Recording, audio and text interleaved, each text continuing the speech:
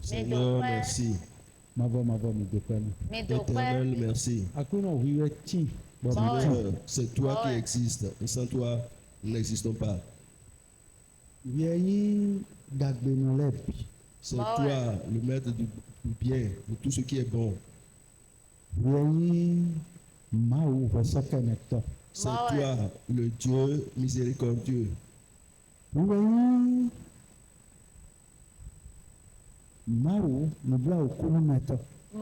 Le Dieu compatissant, c'est toi, Seigneur. Aie compassion pour nous, Papa. Déverse tes bontés sur nous, Seigneur. Le Seigneur, garde-nous dans ta lumière éternellement. Amen. Au nom de Jésus-Christ. Amen. Bénis nos allées et venues. Aide chacun de nous, Seigneur. Éternellement, Seigneur. Au nom de Jésus-Christ, nous avons prié. Alléluia. Et guérit les maladies, ressuscite les morts. Et la puissance pour sauver ne change pas. Dieu a fait des miracles, des prodiges. Dieu a fait encore. Dieu a fait encore. Dieu a fait encore. Dieu a fait encore. Dieu a fait encore. Oh, alléluia. Et guérit les maladies, ressuscite les morts. Et la puissance pour sauver, il ne change pas. Dieu a fait des miracles, des prodiges. Dieu a fait encore. Et nous a sauvés. Il nous a sauvés. Et nous a rachetés. Il nous a rachetés. Oh, alléluia. Et guérit les maladies, ressuscite les morts. Il est puissant pour sauver, il ne change pas. Dieu a fait des miracles, des prodiges. Dieu a fait encore. Et nous a libérés. Dieu nous a libérés. Et nous a sauvés. Il nous a sauvés. Oh, alléluia. Et guérit les malades, ressuscite les morts. Et les puissants pour sauver, il ne change pas. Dieu a fait des miracles, des prodiges. Dieu a fait encore.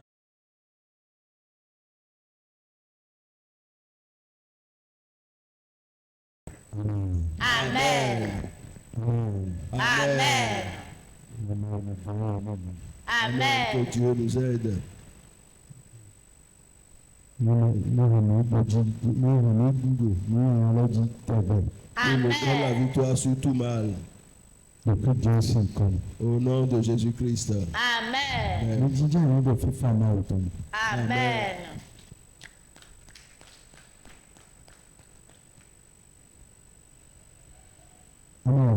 Amen.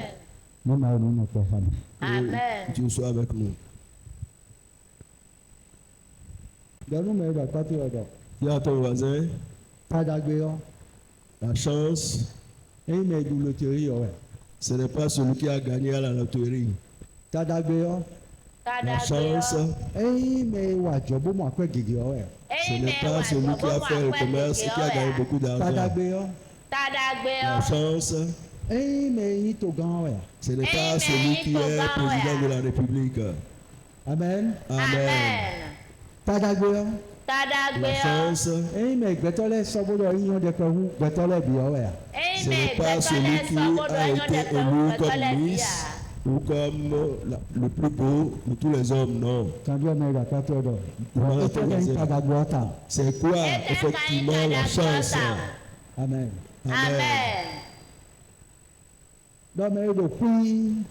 C'est celui qui est tranquille. Bon, et qui ne s'attendait à rien. Gbẹdọtọ wa tiẹ gbọn Kristu mẹ o. Et Celui celui qui a tout créé l'a choisi à travers Jésus-Christ. C'est celui-là qui est le plus chanceux. Amen. Wọ́n máa tọ́ ọ̀nà pọ̀ yàtọ̀. Amen. Ní ọ̀gẹ̀gẹ̀ náà dọ̀. Níta bẹ́ẹ̀ tó lè torí ẹ̀ náà dọ̀ sí. Les gens, certains vont croire que c'est Gaïa la loterie qu'il va dire.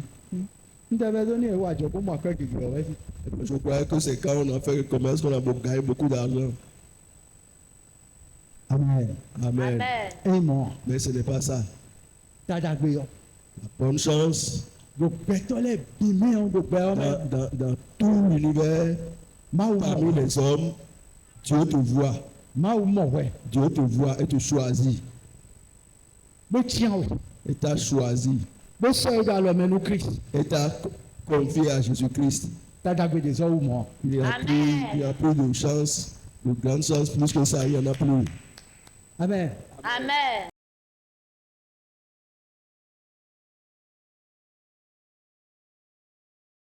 Amen. Amen. Bọ̀yé dọ̀ mí dẹ́lẹ̀ dé Tu vas kò tout máa wù perdre. mẹ́yàn. Et on a dit, nous qui sommes en Dieu, Dọ̀ mi yàn tà. nous sommes chanceux. Bó gbẹdọtọ mọ̀ mí. Parce que Amen. Dieu nous a vus Bó sọ mí lọ lọ mẹ́nu Kristi. et nous a Amen. mis dans les mains de Jésus-Christ. Amen.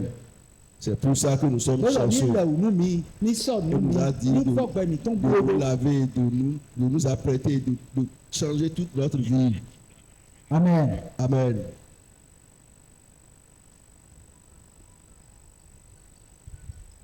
Wọ́n bá tó yàn pàrọ̀. Amen.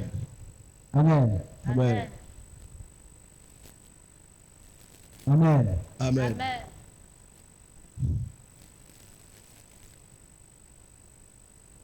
Ní ká fọ́ sí ẹ̀.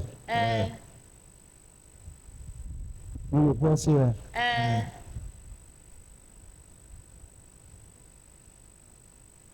Bẹ́ẹ̀ Kristi náà máa wò ká dán ohun pé ẹ̀kọ́ wádìí gbọ́dọ̀ mí dàda gbé náà jẹun. Ẹ ká náà vivi inú ya.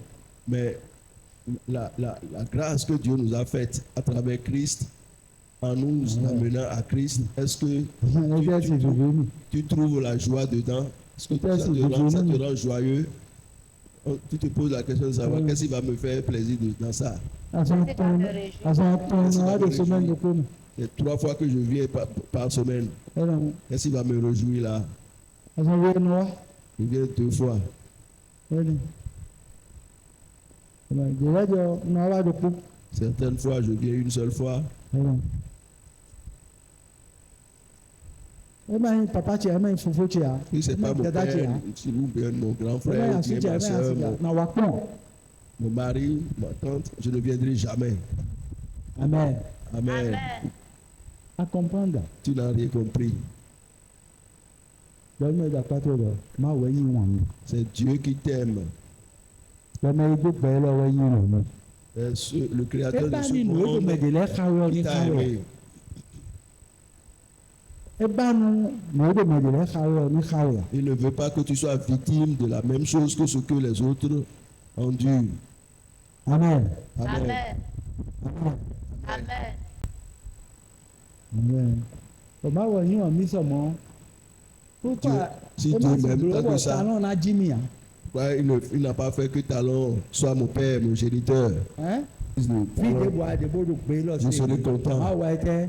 Eyín wà nù. Quel que soit là où tu te trouves, Amen. sache que Dieu t'aime. Wọ́n yín máa tán ẹ zẹ́ ní L'amour de ọlẹ́dẹ̀. Dieu dépasse toutes ces choses-là. Amen. Amen. Eléde bọ̀dí máa wò yí gbéná tó gbẹ̀sán tó mi hàn. Certaines Àná choses, tàn pín. il y a certaines choses, si tu acceptes ça dans ta vie, Alors, tu seras complètement perdu. Àná. Anatombi. Àná tàn. Tu seras perdu complètement. Amen. Amen. Amen. Ewé máa wò sọ́dá ìmú mi yín wà nílẹ̀. Ewe ma o soda Bien, inu c'est mẹyin ça wọn que nílẹ̀ Dieu o. réserve pour ceux qui l'aiment. Amen. Amen. Ní yí gbè. Acceptez, Ní yí gbè. acceptez, recevez. Ní àyí gbè ọ̀. Si tu acceptes, Ní ọ̀nà wa dàgbé nu. Dieu va te faire du bien. Nígbà Amen. wẹ̀. Ní ìmọ̀ ò má ká wa dàgbé nu mẹ̀ àmẹ́ ká wa dàgbé nu. Si Dieu ne te fait pas du bien, Dieu ne te bénissait pas, qui va te bénir?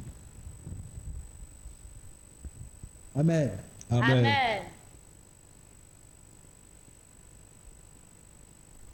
On va attendre notre parole. Amen. Chapitre 1.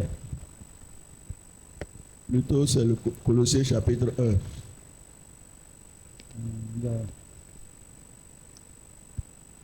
Regarde, voici le. Ouais. Le verset 24, nous minutes. Commencez par le verset 24.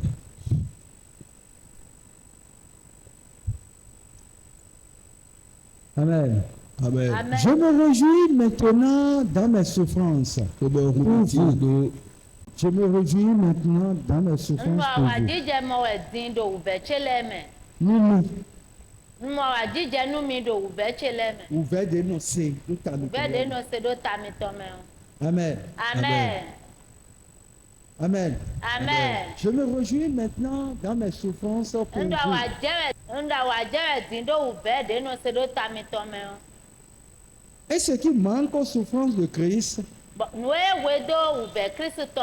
je l'achève en ma chair. Nye un phone un blo un wazo no krita na do agbaza cheme. Au verset 7e. Do ube si se cheleme. Pour son corps, Ni agbaza ton. qui est l'Église. Eyin Kristo. Vous avez verset 25 ans. C'est d'elle que j'ai été fait ministre. Bon, kweni omewe esomi. Nous comptons Nkoto. selon la charge que Dieu m'a donnée. De do À ce moment bon azode ma oze nu mi ome. auprès de vous, Dro mi gan. afin que j'annonçasse Ni me motela pleinement malako la parole de Dieu. malako ma otonu mi. Amen. Amen. C'est d'elle que j'ai été fait ministre selon la charge que Dieu m'a Bon, kweni donnée. omewe somi azowato ma oton. Selon la charge que Dieu m'a donnée auprès de vous, Do azode ma oze nu mi dro mi gan. afin que j'annonçasse pleinement la, Ni me la parole motesi de Dieu. lakwa nu mi kese kese. Moi, c'est là, beau ma autant. Amen. Les gars, au quoi c'est? Euh. Jamais. Le mystère caché de tout temps Nubudo de ezewla do webinu. est dans tous les âges. Bon, kwele bigbe, kwele binu. Et je vois, moi, je vois, ouais. Quoi, le दिन de l'île, nous, nous, et je vois, si vous nous guéguez, bon, faut guéguer, mais. Les gars, quoi c'est bien? Le mystère, il est donc mystérieux, nous est besoin, ouais, non. Le mystère parle caché. pas de mystère, Non, c'est ce qui est caché. les oies, La chose est le déjà, mystère caché. la chose est déjà mystérieuse et on a encore caché ça. Le mystère caché de tout temps Nubudo de ezewla do kwele bigbe o. donc relève béni, Do wele binu. donc relève béni, Do wele bime. et dans tous les âges, mais révélé maintenant à ses saints. Bon, e ka wa ze kle me wiwe ton le. E wa hunu eno kle me On wiwe est un le. monde, bon, ma autant. Si tu ne- Si tu ne Nous comprends bouillons, pas la parole de et moi, Dieu, ce mystère caché, et là, c'est vous clair. on ne peut pas te montrer ça, on ne peut pas te démontrer Regarde, la moi, chose. Le c'est- révéler. On ne peut pas te révéler la chose. Moi, Ce mystère. et vous, nous, clair. Dieu nous a révélé ce mystère ici. Bon, mais, t'as d'abord. Et nous sommes Amen. chanceux, Oui, Tadagbe t'as no. d'abord. chanceux. Amen. Amen. Le mystère caché de tout temps est dans tous les âges, mais révélé maintenant à ses saints. Amis, à qui Dieu a voulu faire connaître, à qui Dieu a voulu, Ezekle me wiwe le de ma ujan hun dekle ye. Eja hun dekle ye. À qui Dieu a voulu faire connaître quelle est la glorieuse richesse Nu gigoda ko de do tokun eni o. Tokun Gigo no. de ma ujan hun kle mi gbonu buto eni o me. à qui Dieu a voulu faire connaître quelle est la glorieuse richesse de ce mystère. Gigo dako, gigo dokuno dedo. Nubutu eni ome. Dokuno gigo non. Dedo nous iwla ni ome o. Ma u babo na dekle nye ko we po. Mika o se je. Parmi les païens. Do même maïs céleste. Donc et ton nye ko me maïs c'est déjà né.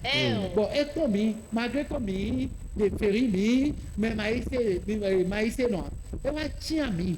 Il nous a choisi. Donc, on gigo non. Et pas bon été.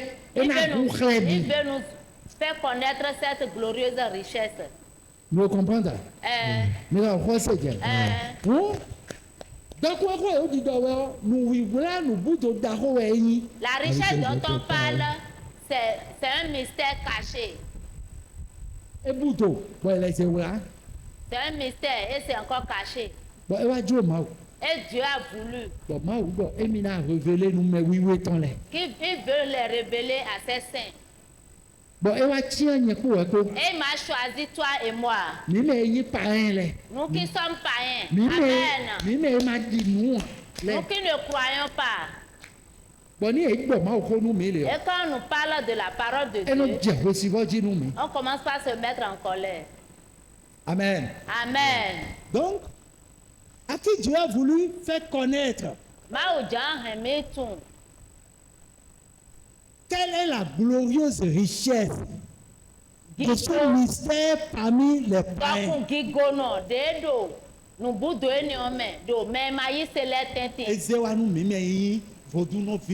nous a révélé à nous qui sommes les enfants de féticheurs. Amen. Amen. Bon, savoir. Christ en vous. Jésus-Christ l'espérance de la gloire. C'est-à-dire, Amen. Si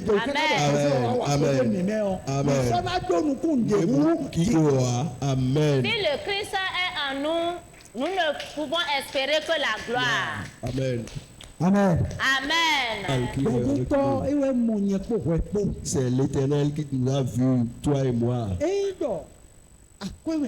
Ce n'est pas que nous avons de l'argent. Ce n'est pas que nous sommes plus loin que quelqu'un.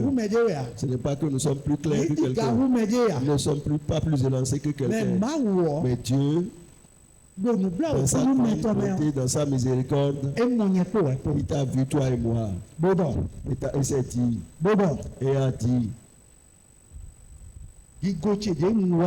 ma gloire que j'ai cachée. C'était un mystère caché.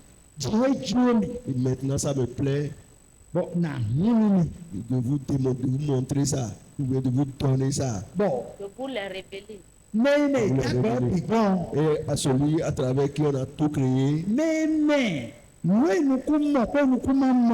travers qui ce qui est visible, l'invisible et le visible a été créé. Celui-là, il viendra habiter en nous. Au moment où il est venu nous incarner, c'est-à-dire Amen. Toute notre espérance, c'est la gloire. Nous ne pouvons nous attendre qu'à la gloire. À qui Dieu a voulu nous connaître, à qui Dieu a voulu faire connaître quelle est la glorieuse richesse. Toutes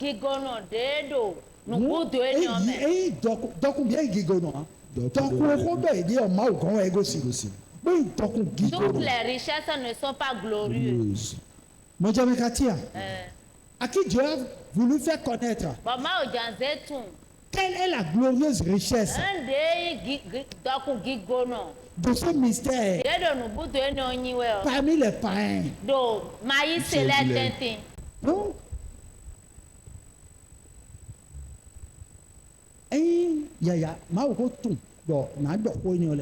Dieu savait que j'allais parler de ces choses-là. C'est pour ça que ce mystère caché, on nous a révélé ça. Christ n'a wa hodo mame. On a dit Christ viendra habiter en nous. Bon, mais ça n'a donné qu'on déroule qui goa. Et nous n'espérons plus rien d'autre que la gloire. Bon, et donc ni Christ est wa hodo mame. Mais ça c'est donné qu'on déroule. Christ là vient habiter en nous. Ça c'est donné qu'on on ne peut plus rien espérer d'autre que la gloire. Que la gloire. La gloire de Dieu. Jamais. C'est lui que nous annonçons, exhortant tout homme et instruisant tout homme en toute sagesse, afin de présenter à Dieu tout homme.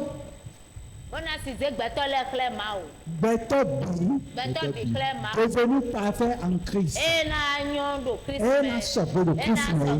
Et ouais, nous doit clément. Amen. Et ouais, ils ont bon, mes femmes, ils ont de bonnes là. Mais c'est bon, les amis, c'est beau, les amis. Amen. C'est pour ça que chaque moment, je vous dis, vous ne devez pas faire ceci, vous ne devez pas faire ça. Ça là n'est pas bon. Ceci n'est pas bon. Et ouais, ne fais pas ça. Amen. Amen. Bon, oui, et de mon et si on est en train de dire ça, nous allons venir. Si on vous interdit ces choses-là, personne n'a me dit Ghana, non? Il n'a pas dit tout Ghana. Pourquoi le pasteur vient brutalement sur les gens comme ça? On va faire ça comme ça parce que ici, on ne veut pas. On ne veut pas tromper quelqu'un. Amen. Ici, ce que Dieu veut, c'est que Christ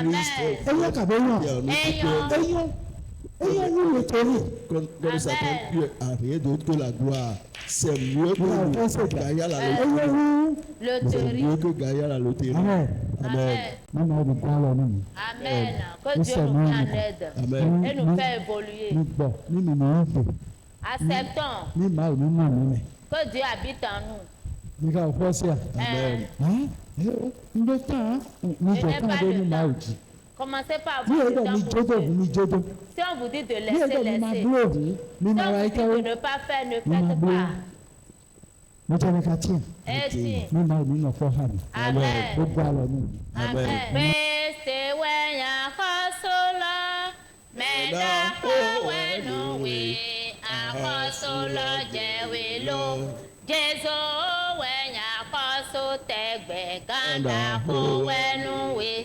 Akosolo jewelo, peste wenya akosolo, meda kawenuwe.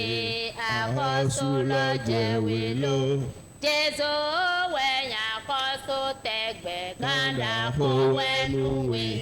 Akosolo jewelo, mi don mi bo pambo. O Jesu kere so wenya akoso weke otegbe. Ene adigba we anu ogana we eyi. Akoso da hopini gidi. Kaka imavo. Gbegbe kubo fole me bimo da akoso we. Akoso mwembo si swa vivo kaka ijayi. Aobobo meda hawe no we. Akosolo jewelo.